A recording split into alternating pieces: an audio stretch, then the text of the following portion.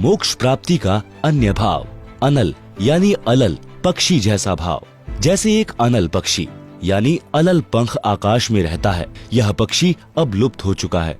इसके 4 पैर होते थे, आगे वाले छोटे और पीछे वाले बड़े।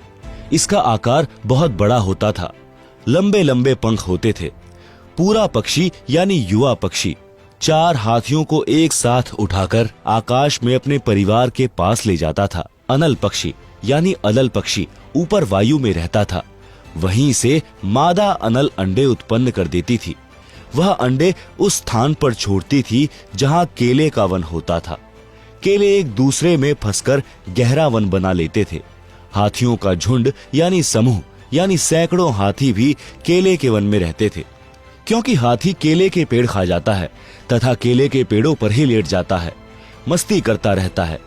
अलल पक्षी का अंडा वायुमंडल से गुजरकर नीचे पृथ्वी तक आने में हवा के घर्षण से पककर बच्चा तैयार हो जाता था।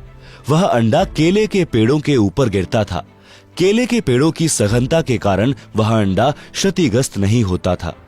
केवल इतनी गति से केले के पेड़ों को तोड़कर पृथ्वी पर गिरता था कि अंडा फूट जाए। अनल पक्षी का बच्चा पृथ्वी पर अन्य पक्षियों के बच्चों के साथ रहता था, उनसे मिलकर उड़ता था, परंतु उसकी अंतरात्मा यह मानती थी कि यह मेरा घर परिवार नहीं है। मेरा परिवार तो ऊपर है, मैंने ऊपर अपने परिवार में जाना है, यह मेरा संसार नहीं है। वह जब युवा हो जाता है तो हाथियों के झुंड पर झपट्टा मारता था। 4 हाथियों को चारों पंजों से उठाता था तथा एक हाथी को चोंच से पकड़कर उड़ जाता था, अपने परिवार के पास चला जाता था। साथ में उनके लिए आहार भी ले जाता था। कबीर परमेश्वर जी ने सटीक उदाहरण बताकर भक्त को मार्गदर्शन किया है कि आप इस संसार के स्थायी वासी नहीं हैं, आपको यह छोड़कर जाना है। आपका परिवार ऊपर सत्यलोक में है, आप इस पृथ्वी के ऊपर गिरे हो। तत्व ज्ञान प्राप्त भक्त के मन की दशा उस अनल यानी अलल पक्षी के बच्चे जैसी होनी चाहिए। जब तक सतलोक जाने का समय नहीं आता तो सांसारिक व्यक्तियों के साथ मिलकर शिष्टाचार से रहो।